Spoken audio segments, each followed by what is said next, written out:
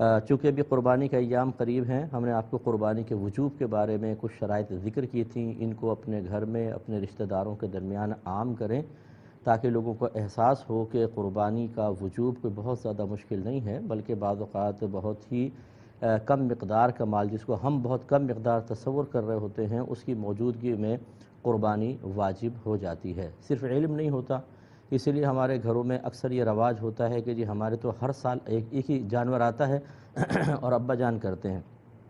कहीं अम्मी जान का ज़रा ज़ोर होता है, उनकी तरफ से होता है, और कभी एक राउंड चलता है कि पहले साल अब्बा जान की तरफ से हुआ था, फिर अम्मी के, फिर भाई के, फिर बहन के, दादा दादी, इस तरीक़े से।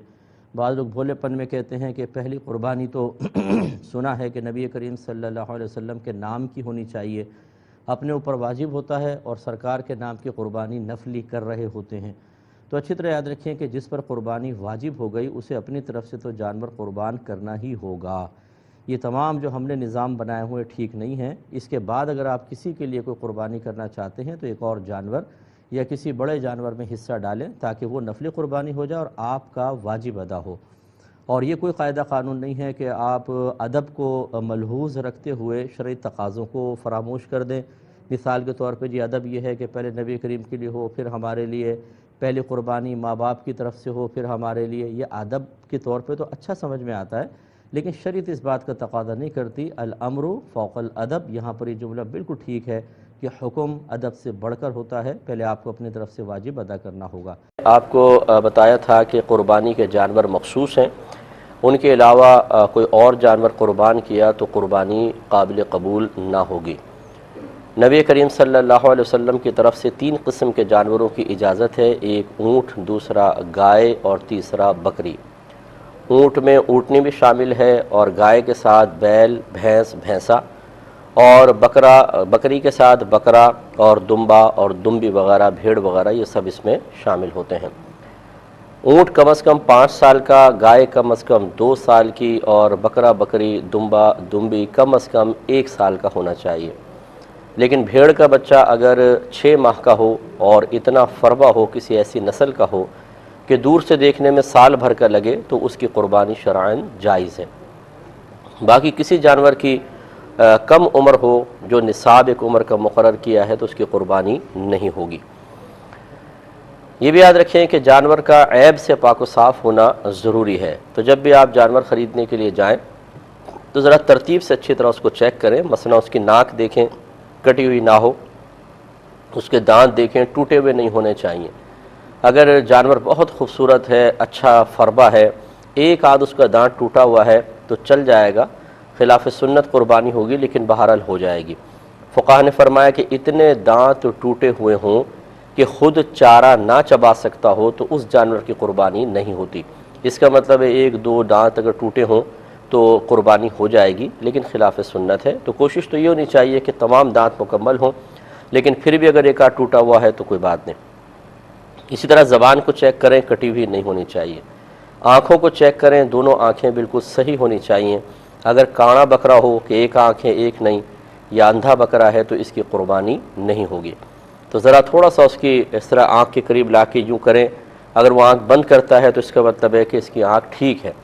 वरना हमारे यहाँ तो माशाल्लाह एक से एक मास्टर लोग हैं, क़ुरबानी ये बकरे की आँखें बाज़ औक़ात ज़ाया हो जाती हैं और उसमें नकली आँख फिट की होती है, तो ये पता चल जाएगा अगर नकली होगी तो हरकत नहीं करेगा, चाहे आप कितनी आँख के करीब करें। तो ये ज़रूर चेक कर लिया करें, बाज़ औक़ात धोखा हो जाता है। कानों का मसला ये है कि अगर किसी जानवर के पैदाइशी कान ना हो तो ये एक ऐब है, उसकी क़ुरबानी नहीं हो सकती। हाँ, बड़े छोटे से कोई फ़र्क नहीं पड़ता। बाज़ बकरे ऐसे होते हैं जो छोटी नस्ल के होते हैं, उनके टेडी बकरे शायद कहते हैं, छोटे छोटे से कान होते हैं, तो कोई मसला नहीं है, बहुत लंबे कान हों या छोटे हों, दोनों चल जाएंगे। लेकिन मुकम्मल तौर पर अगर पैदाइशी तौर पर नहीं है तो फिर नहीं होगी। और अगर कान हैं और कटे हुए हैं तो उसमें देखा जाएगा अगर कान इतना कटा है कि 1/3 या उससे ज़्यादा, तो इसकी क़ुरबानी नहीं होती है। मिसाल के तौर पे 3 इंच का कान है और 1 इंच कटा हुआ है, तो ये 1/3 1/3 जो है वो कटा हुआ कहलाएगा, या इससे ज़्यादा है तो इसकी क़ुरबानी नहीं होगी। लिहाजा इससे कम कटा हुआ है तो हो जाएगी। बाज़ औक़ात ऐसा होता है कि जानवर बहुत ही अच्छा होता है और थोड़ा बहुत कान में कुछ ख़राबी होती है, या जैसे ये रेवड़ के रेवड़ लेकर आते हैं तो बतौर निशानी बाद वक़्त कान में सुराख से कर देते हैं छोटा सा, तो इसकी कुर्बानी हो जाएगी। अगरचे खिलाफ सुन्नत है, मकरूह कुर्बानी है, लेकिन वो कराहत इतनी ज़्यादा नहीं है कि ख़राबी पैदा हो, बहुत ज़्यादा ख़राबी पैदा हो, तो ऐसे जानवर की हो सकती है। लेकिन अच्छा है कि पूरा कान साबुत हो तो बहुत ही बेहतर है। इसके बाद सींग चेक कर लें। सींग में और कानों में एक बुनियादी फ़र्क ये है, अगर पैदाइशी कान ना हो तो कुर्बानी नहीं होगी, लेकिन अगर पैदाइशी सींग ना हो किसी के तो कुर्बानी हो जाएगी। इसको ऐब नहीं शुमार किया गया, क्योंकि सींग एक इजाफी चीज़ है और कान बाकायदा एक जिस्म का उज़्व है, ऐसा जो उज़्व है कि जिसकी वजह से हुस्न पैदा होता है और जानवर या इंसान मुकम्मल होता है। सींग एक इजाफी चीज़ शुमार की गई है, तो इसलिए वो जीनत के लिए गोया कि कह लें आप, या ख़ास किसी ज़रूरत के लिए, जैसे जानवरों को बाज़ को अल्लाह ताला ने सींग दिए ताकि वो अपना दिफा कर सकें। तो खुलासा कलाम यह है कि पैदाइशी सींग ना हो तो हो जाएगी। अब अगर सींग टूट गया, मिसाल के तौर पर टूटा हुआ है, तो ये देखा जाएगा अगर जड़ से टूटा हुआ है तो फिर इसकी कुर्बानी नहीं हो सकती, चाहे एक ही टूटा हो। हाँ, अगर जड़ से नहीं टूटा, ऊपर से टूटा है तो इसकी कुर्बानी हो जाएगी, मगर खिलाफ सुन्नत होगी। तो बाज़ औक़ात ये ऐसा करते हैं कि जानवर के सींग काट कर और ऊपर से उसको घिस देते हैं, गोल सींग कर देते हैं, तो ऐसे जानवर की कुर्बानी बहरहाल हो जाती है। और बकसरत ऐसे जानवर मंडी में आए होते हैं, खुसूसन गाय वगैरह जो हैं वो इस तरह की होती हैं, तो इनकी कुर्बानी हो जाती है, लेकिन खिलाफ सुन्नत होगी। अगर पूरे सींग हो तो बहुत ही बेहतर है।